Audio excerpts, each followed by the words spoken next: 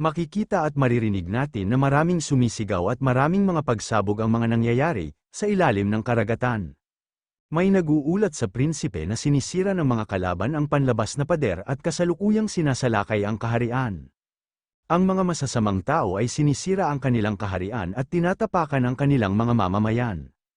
Inatake ni Daddy Shark ang isang tao, at mayroon naman pasugad sa kanya sa likod at sinasabi nito na hindi niya akalain na sasamantalahin nila ang mga natutulog na wave whale para mag-invade. Masyadong malakas ang mga tao, sunod-sunod ang pagbagsak ng kanilang mga sundalo. Ito pala ang third prince, at ito si Gulong ng Water Clans, at kala ko siya si Daddy Shark. At sa isip-isip ni Gulong na ama, hindi niya ba nakikita kung paano nasunog ang siren dahil sa apoy ng mga hayop na ito? Kailan ba siya babalik sa kanyang katinuan at iligtas sila? Sa ngayon, siya, ang mas malakas na mandirigma ng Water Clan, ay dapat protektahan ng siren. Sinasabi ni Grandpa Shark na mga sundalo ng Diyos ng mga alon. Protektahan ng mga mamamayan mula sa mga hayop na iyon. Ito pala si Paong ng Water Clans at ito ang First Prince, at kala ko siya si Grandpa Shark. Biglang tumalsik si Paong, may umatake kay First Prince Paong at hindi niya napansin ang umatake sa kanya. Nagulat naman dito ang mga sundalo at binabanggit nila ang pangalang ng kanilang Prince Paong. Nagtataka at may nagsasabi na yung babaeng may puting buhok, at ang magic spear art ay hindi gumagana sa kanya. Paano niya ililigtas ang siren mula sa mga kamay ng napakalakas na halimaw? Nakakaranas naman ng takot ang goldfish at sa isip-isip nito na lahat ng ito ay dahil sa babaeng yun. Malamang dinala niya lahat ng halimaw na ito dito. Dahil ito kay Euphemina, ang sinumpang tao, ang siren ay isang lugar na may maliit na lugar ng pangangaso, at walang maraming mga pakikipagsapalaran na nauugnay sa kanila. Kaya lang hindi marami ang bumibisita sa kanila kamakailan. Gayunpaman, kung mayroon siyang title na Water Clan's Friend, maaari siyang makatagpo ng mga nakatagong episode ng tao. Dahil dyan, para makakuha ng steady supply ng ingredient ng Water Clan's King's Tears, ito ay dahil sa request ni Grid, mula sa sandaling isilang muli ang Riden, si Euphemina ang unang nakahanap ng lugar na ito, at nakaistasyon dito. Ang lugar na ito ay langit sa kanya, may lumabas na notification na nagsasabi na lumapit na kasunduan, at ito ay hidden quests. Ang propeta ng siren na si Myong, ay hinulaan niya na sa loob ng 4 na buwan, ang mga masasamang nilalang na may napakalaking kapangyarihan ng mahika ay sasalakayin ng siren upang makuha ang Water Clan Hearts. Pagkatapos ng mag-aaral ng Great Magician na si Mumed, ikaw ang pangalawang tao na nagawang makipagpalitan sa Water Clan. Protektahan ng siren mula sa hindi kilalang kaaway. Clear condition, protektahan ng siren mula sa mga invaders. Fail conditions, higit sa 70% ng kaharian ang nawasak. Bumababa ng 40% ang populasyon ng siren, clear reward, makakakuha ka ng isang title na Siren's Guardian, at makakakuha ka ng Mamad Spellbook, max na pakikipagkaibigan sa maharlikang pamilya ng kaharian ng siren. Sa isip-isip ni Euphemina na sigurado siya na maganda ang title, ngunit ang pinakaabangan niya ay ang Mamad Spellbook. Maraming talaan ang nagsasabi na si Mumed ay isang salamangkero na mas mataas sa kanyang guro, na si Bram. Kaya sigurado siya na ito ay isang kamanghamanghang item. Nakatinginan naman sila ng mga prince at sa isip-isip nito na kahit na naging kaibigan niya na si Max Ong, nag-iingat pa rin sa kanya ang ibang conservative prince. Ngunit kung siya ay naging malapit sa kanila sa pamamagitan ng quest na ito, ang isang alyansa sa Overgeared ay dapat na posible. Tama ba? Kumaway naman dito si Euphemina sa kanila at sa isip-isip nito na dahil humingi siya ng suporta kay Mr. Greed, inisip niya na kaya niyang paghandaan ang prophecy. Sa kanilang suporta, mapoprotektahan nila ang siren at makagawa ng bagong kakampi. Pero, ang sakuna ay nangyari sa isang buwan mas maaga sa inaasahan. Naiinis at sa isip-isip ni Euphemina na 3 buwan na lang ang natitira. Hindi niya akalain na sasalakay na sila, ito ay mas mabilis kaysa sa sinabi ng hula. Ang suportang hiningi niya ay nakatakdang dumating sa loob ng 3 linggo kay Mr. Greed. Sinusubukan niyang tawagan si Grid, kaso hindi ito naka-online. Naiinis at sa isip-isip ni Euphemina na siya yung tipong laging online maliban kung nakatulog siya. May nangyari ba? Hindi ito ang oras para alalahanin si Mr. Greed. Kailangan niyang ipaalam kay Mr. Lowell, sinasabi ni Lowell na ito ang nakatagong hiyas nila, Miss Euphemina. Kakatapos niya lang sa trabahong mula sa international competition. Akala niya sa wakas ay makakatulog na siya, sinasabi ng system na bigukang magpadala ng mensahe. Nang laki ang mga mata ni Euphemina, at biglang may lumapit dito at dinilaan siya sa mukha. Tumatawa at sinasabi nito na ang lambot naman, bigla naman umatras si Euphemina at sinasabi nito na isang kalaban. Tumatawa lang naman dito ang babae sa reaksyon ni Euphemina. At biglang nagpakawala si Euphemina ng Aqua Throne. At sa isip-isip nito na bagamat nakakadiri siya, pero ang single attack ni Paong ay nasa Class S. Wala naman kahirap-hirap na binaliwala ng naka-black ang atake ni Euphemina, at tumatawa pa ito. Sa isip-isip ni Euphemina na binaliwala niya lang ang Aqua Throne. May water-resistant equipment siya ang Black Blood Carnival ng White's twin sister. Hinaharang ng Chaos Barrier ang koneksyon sa labas. Ang equipment na ito ay ang necklace na suot ng Black Sister. Sa isip-isip ni Euphemina na hinarangan ba niya ang mga komunikasyon gamit ang pendant na iyon? Kaya naghanda sila, bagamat nasira ang plano, naghanda siya sa pamamagitan ng pagkopya ng mga kasanayan para sa oras na ito. Wala siyang pagpipilian kundi protektahan ang Siren gamit ang sarili niyang lakas. Sa real world, may sumisigaw at tinatawag nito ang kanyang nanay at tinatanong nito kung saan niya dapat ilagay ito. Sinasabi ng nanay niya na sa ngayon, ilipat niya muna ito sa main room. Tumatawa at tinatanong ni Greed kung bakit ang laki kasi nito. At batid nito na masyadong mahirap ito, ang pagpuno lang ng kwarto ay aabot na ng 1 taon.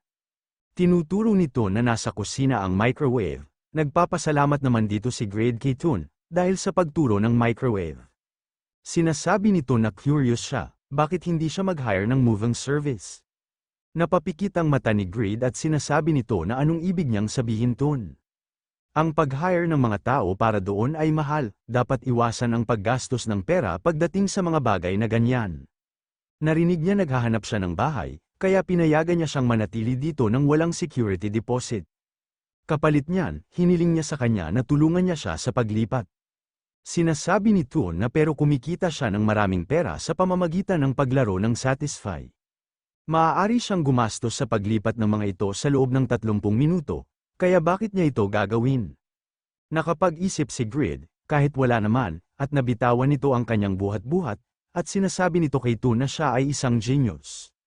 Sinasabi ni Toon na hindi siya ang problema, at batid nito na matatapos na siya dito, mag-login na siya, Grid. Tutal, kailangan niya ring masanay sa regalo ng Hyosung Group. Nagmamadali naman si Greed at nagpapasalamat naman ito kay Toon, at mabilis pumunta sa kanyang capsule. Sa isip-isip ni Toon na hindi niya akalain na magagawa ni Greed na masanay dito at hanggang ngayon gamit ang pinakamurang capsule na itinuturing na pinakamasama sa mga tuntunin ng assimilation, yung Diamond Class na nakuha niya bilang regalo, isa itong expensive na nasa ibang level. Hindi niya akalain na ang isang taong tinatawag na overgeared ay tumatakbong nakayapak. Anyways, sigurado siya na sa pamamagitan nito, lalakas siya. Si Euphemina ay may label na overgeared hidden jewel, hindi siya masyadong sikat dahil hindi siya dumalo sa maraming pampublikong kaganapan. Ngunit dahil sa kanyang kakayahan sa pagkopya, kaya niyang magtrabaho sa maraming larangan. Dahil doon, isa siya sa pinakamahusay na asset ng overgeared sa mga tuntunin ng pangkalahatang kakayahan sa pakikipaglaban. Bagamat ang kanyang kakayahang kopyahin ang mga top-rated na kasanayan ay nangangailangan ng ilang partikular na kondisyon na dapat matugunan, kapag natupad, siya ay isang taong sobra-sobra sa kasakiman pagdating sa potensyal.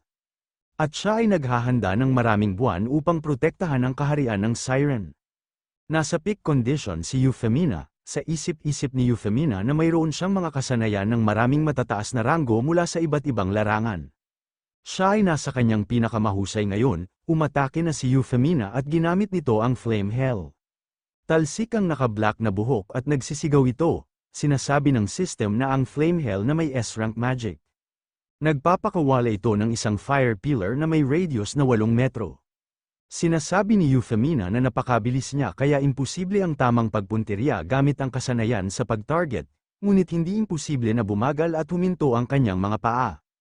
Tulad ng inaasahan, hindi pinahihintulutan ang isang malawak na hanay ng pag-atake upang inutralize ang isang langaw.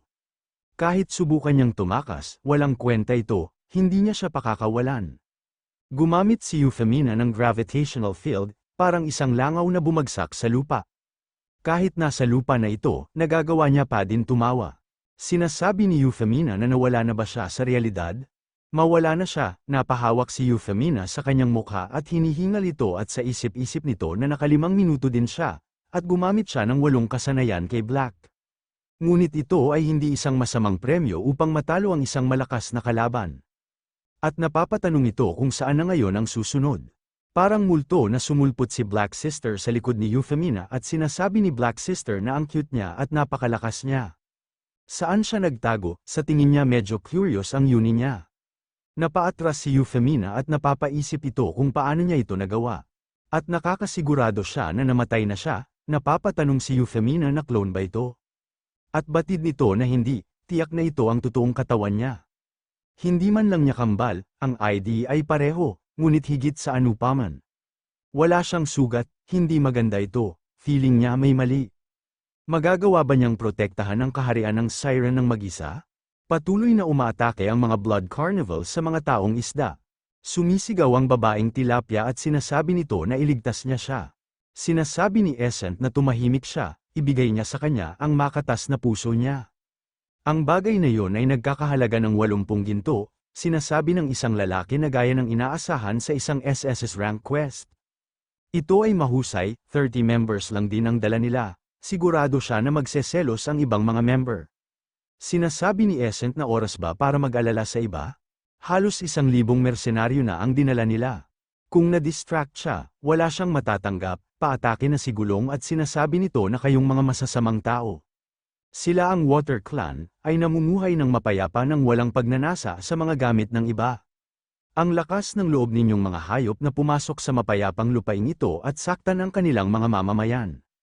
Umatake si Essent at tinamaan si Gulong at sinasabi nito na hindi na kailangan ng mga dahilan para makahuli ng isda. Kung siya ay mapurol, dapat siyang mag-swing ng isang bagay na maliit. Tanga ka ba? Gumanti ng pag-atake si Gulong at tinamaan si Essent at batid nito na sabihin niya yan pagkatapos niyang matalo siya si Gulong ang Siren's third prince. Tumatakbo si Essent at sinasabi nito na ang lakas niya. Siya ay isang NPC, medyo tanky siya, kailangan niya na may makakatulog. Tumatawa at sinasabi ng lalaki kay Essent na kung hindi niya kaya, mamatay na siya. Siguraduhin niya na mahuhulog ang ilang mga item pagkatapos niyang mamatay. Sa isip-isip ni Essent na hindi siya biro, kakailanganin niya ng hindi bababa sa 3 tao na nakipagkumpitensya sa kanilang third advancement. At nakakuha lang siya ng 27 heart, mali ang napili niyang kalaban. May pasugad sa 2 magkayakap at sumisigaw ito at tinatawag niya ang kanyang nanay at tatay. Nakita ito ni Gulong at napapamura at napapasigaw at sinasabi nito na layuan niya sila. May umatake kay Gulong sa likod, tumatawa at sinasabi ng umatake na huwag siyang ma-distract habang nakikipaglaban. Napalingon naman dito si Gulong at pinagmumura niya ito. At biglang siyang humarap at ang kasama niya agad ang nakita nito, at bigla nakaramdam ito ng panginginig. At batid ni Essent na kung gumalaw siya ng 1 pulgada, mamamatay itong kawawang mamamayan. Bigla niya itong sinaksak at sinasabi nito na kaya ito ang dahilan kung bakit ang mga tao ay pumupunta sa dagat para sa isda, at palaging kumukuha ng pain. Napaatras ito ng bahagya at sa isip-isip ni Gulong na bagamat mayroon silang 10 mga sundalo, sila ay masyadong malakas. Ang sundalo ng Hangnim ay nasa panganib, wala na talaga ibang masabi si Gulong kundi magmura na lang. Sa isip-isip ni Gulong na Mr. Miyong, iiwan niya na ba talaga sila? Habang dinidilaan ni Essent ang kanyang dagger na may dugo, at sinasabi nito na malaki na siya, kaya medyo mahirap ilabas ang kanyang puso. Si Empress Marie at ang kanyang ambisyon ay gawin ang kanyang anak, ang ika-4 na prinsipe, ang Crown Prince at kontrolin ang imperyo. Ang kanyang ambisyon ay nagsimula sa pamamagitan ng pagkabigla sa emperador, na nahulog sa depresyon matapos mawala si Empress Ariate. Naakit niya ang mga maharlika at nagtulak para sa muling pagsasaayos ng mga Red Knight. At bagamat maraming tao ang nagsasabi na ang mga bagong Red Knight ay mas mahina kaysa sa mga nagmula sa mga nakaraang henerasyon, dahil sa patnubay ng Sword Duke limit, ang bawat isa sa kanila ay nagawa pa ring maging kasing lakas ng Great Swordman.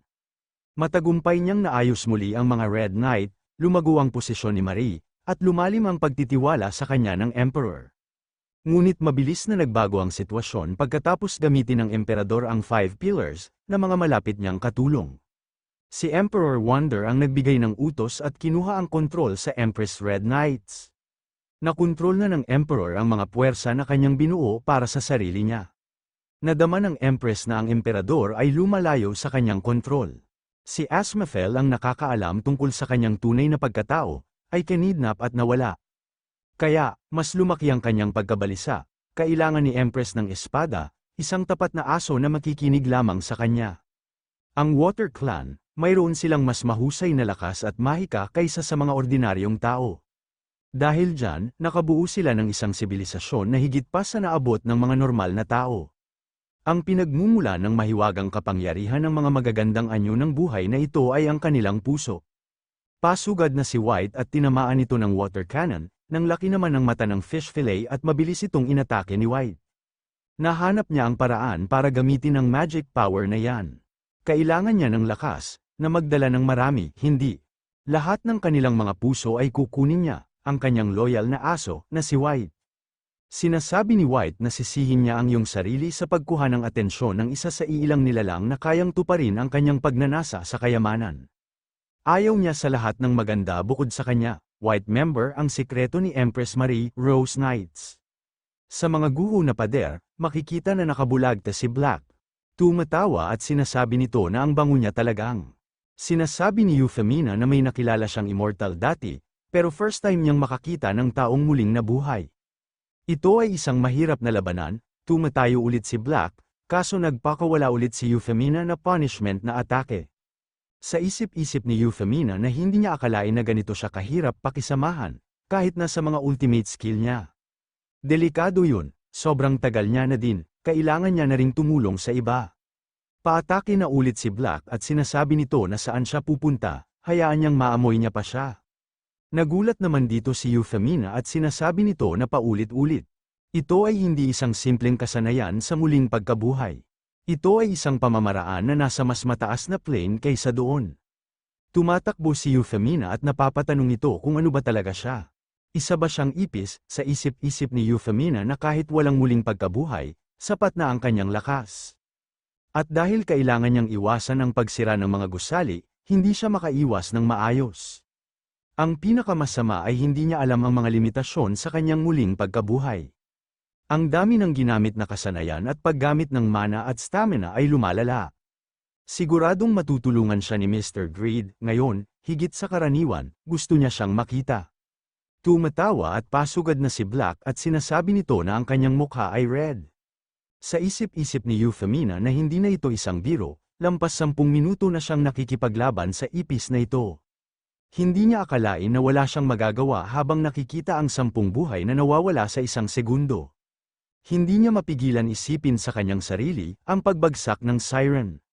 May mabilis na papunta sa dagat, may isang dragon na may nagseselita, at sinasabi nito na ang tagal niya nang nakapunta sa South Sea.